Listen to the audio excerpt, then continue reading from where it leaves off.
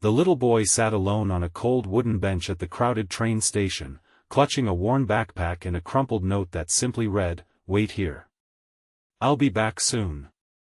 6 hours had passed beneath the bright afternoon sun. The trains had come and gone. Families had reunited. Travelers had hurried away.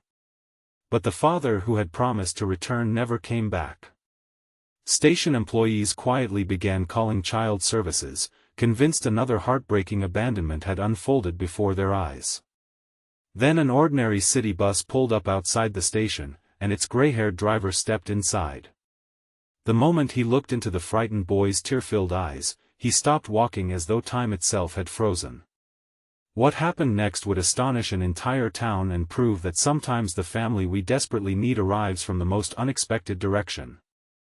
Before we begin this unforgettable story, please like this video, leave a meaningful comment, share it with someone who believes in kindness, forgiveness, hope, and second chances, and subscribe to our channel so our community can continue sharing stories that remind us that one compassionate decision can change an entire lifetime. 10-year-old Rowan Hale had always believed his father could solve every problem. Since losing his mother to a sudden illness 3 years earlier, Rowan had clung tightly to the only parent he had left. His father, Cedric Hale, loved his son deeply, but life had become an exhausting battle. Factory layoffs had erased steady income, unpaid bills accumulated faster than hope, and every job interview seemed to end with another polite rejection. Cedric tried to hide his despair behind encouraging smiles, yet Rowan noticed the unopened letters, the sleepless mornings, and the growing silence that filled their small apartment. One bright spring morning, Cedric told Rowan they were taking a train to visit someone who could help them start over. Rowan happily packed his favorite book, a small toy locomotive that had belonged to his grandfather, and the sandwich his father carefully prepared before leaving home. They arrived at the bustling station filled with cheerful travelers, children pointing excitedly toward arriving trains, musicians performing near the entrance, and sunlight pouring through enormous glass windows. Cedric knelt beside Rowan and gently handed him a folded note. He told his son he needed to step away for only a few minutes to solve one important problem before they boarded their train together. Rowan trusted him completely. He watched his father disappear into the moving crowd. 5 minutes became 30. 30 minutes became 2 hours. Eventually the sandwich remained untouched beside Rowan because worry had stolen his appetite. Station workers checked repeatedly to see whether someone accompanied him. Each time Rowan smiled bravely and insisted his father always kept promises. He would come back. He had to. As afternoon sunlight stretched longer across the station floor, concern quietly spread among employees. One station attendant offered Rowan juice. Another brought fresh fruit. A retired teacher waiting for her train read stories with him to pass the time. Yet Rowan's eyes never stopped searching every doorway. Meanwhile, several miles away, Cedric sat inside a public employment office overwhelmed by crushing panic. Shortly after leaving Rowan, he had received an emergency phone call informing him that an interview for permanent work could begin immediately if he arrived within the hour. Missing the opportunity might mean losing the final chance to provide for his son. Believing he could complete the interview quickly and return before Rowan became frightened, Cedric hurried away.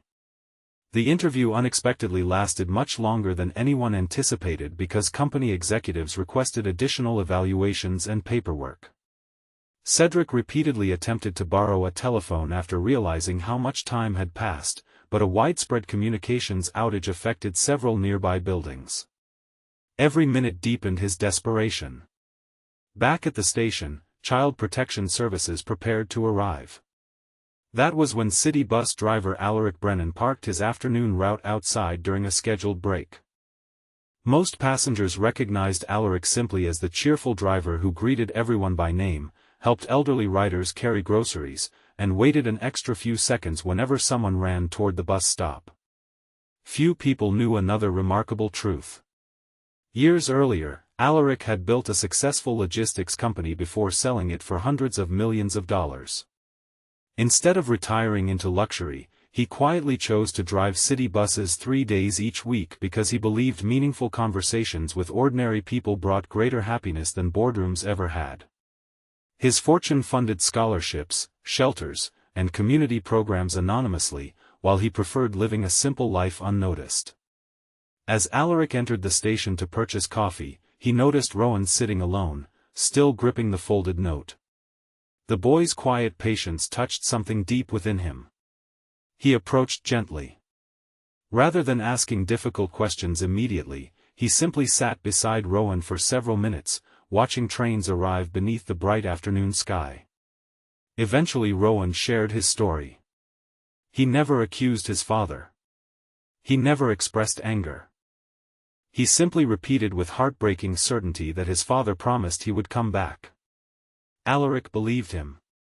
Not because the situation made sense.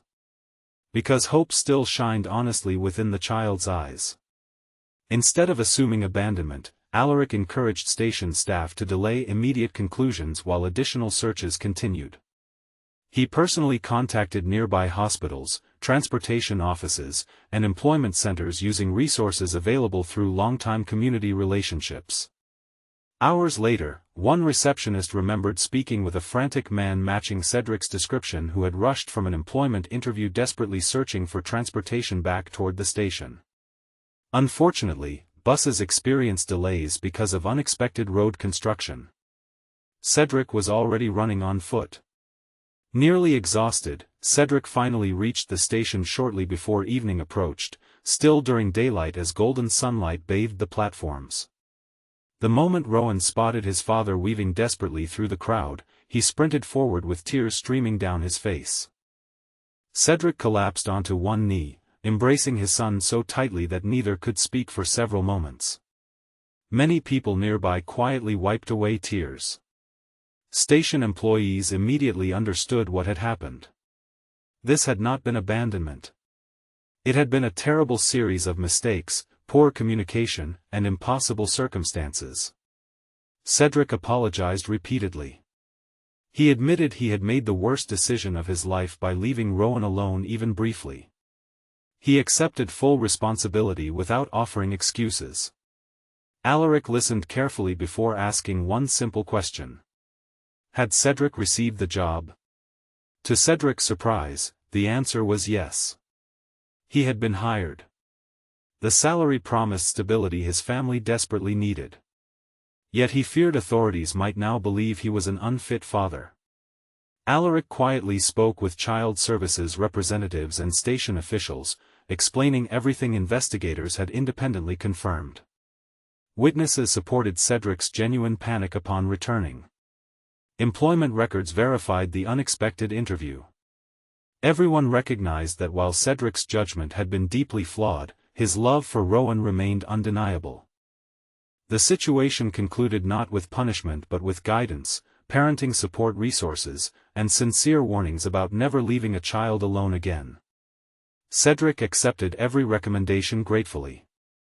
As father and son prepared to leave, Alaric surprised them. He invited both aboard his bus after finishing his route.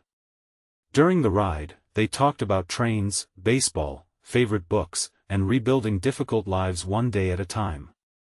Rowan laughed for the first time that afternoon. Over the following months, Alaric quietly became part of their lives. Not by replacing anyone. Simply by showing up. He attended Rowan's school science fair after learning Cedric's work schedule conflicted with the event. He introduced Cedric to local business owners who offered valuable career advice. He encouraged Rowan's fascination with transportation by arranging visits to museums preserving historic trains and buses. Only much later did Cedric discover Alaric's extraordinary wealth. He was stunned. Nothing about the gentle bus driver suggested enormous financial success. Alaric explained that after selling his company, he realized money solved many problems but could never replace purpose. Driving buses reminded him daily that every passenger carried unseen struggles deserving kindness rather than judgment. Inspired by Rowan's experience, Alaric established a foundation supporting families facing sudden financial crises before small emergencies became overwhelming disasters. The program partnered with transportation centers, schools, and community organizations to provide temporary childcare assistance, emergency travel vouchers, employment guidance, and counseling. The initiative quietly helped thousands of families remain together during difficult seasons. Alaric insisted the foundation remain named after no wealthy donor. Instead, it carried a simple motto inspired by one frightened boy waiting faithfully at a train station. No child should ever wait alone when hope can arrive together. Years passed. Cedric excelled in his new career, eventually supervising dozens of employees while mentoring workers rebuilding their own lives after unemployment. He often shared his personal story privately with fathers struggling beneath overwhelming pressure, reminding them that asking for help required courage rather than weakness. Rowan grew into a compassionate young man who studied transportation engineering, inspired partly by childhood memories that transformed his understanding of kindness. During university breaks, he volunteered with Alaric's community programs, greeting anxious families with the same gentle patience once shown to him. On the anniversary of that unforgettable afternoon, the three gathered each year at the same station bench beneath warm daytime sunlight.